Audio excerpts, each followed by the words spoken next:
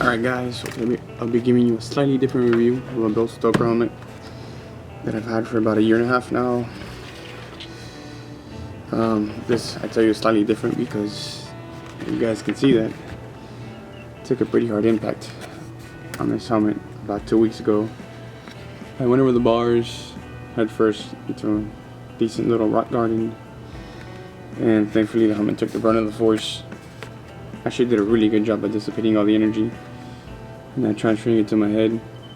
I actually didn't notice the helmet was cracked till after I got up and my buddy told me the helmet had damage to it.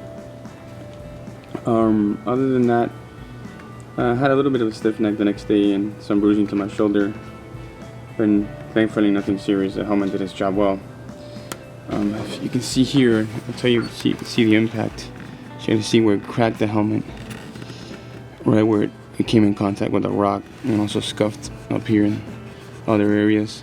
It actually went all the way through into the UPS foam. And you guys, I don't know if you guys can see that from here, but when you look inside, you can actually see where the foam cracked all the way through.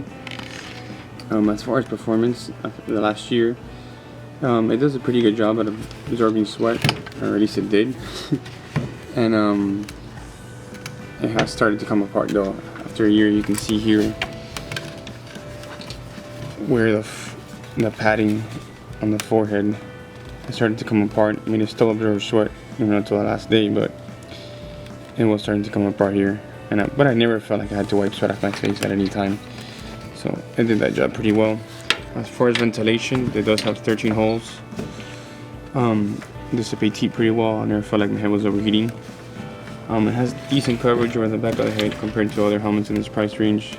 You know, most helmets in this price range are XC helmets, so definitely a major plus. As far as adjustment goes, it's in sizing. It does have a good true to size fit. Also has the little bullet system here to adjust. Let's see, guys. As you can see, you can adjust it back and forth to fit your helmet just right. Other than that, this helmet comes in at 316 grams, which is pretty light for a trail helmet, I would say.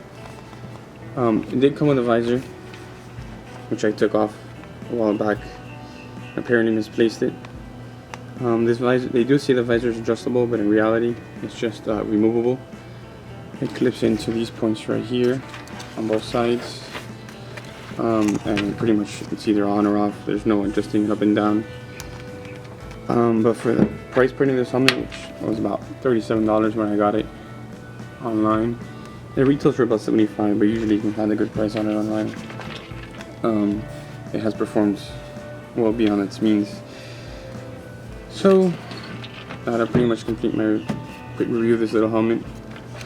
I actually purchased a replacement right away, and I'll be doing a review of a Fly Freestone helmet for you guys in the next coming weeks. See how this performs in comparison to that. And this one was a little more expensive, but after an impact, you definitely think twice about the performance of your helmet. So guys, that'll complete the review for today. Thanks for watching.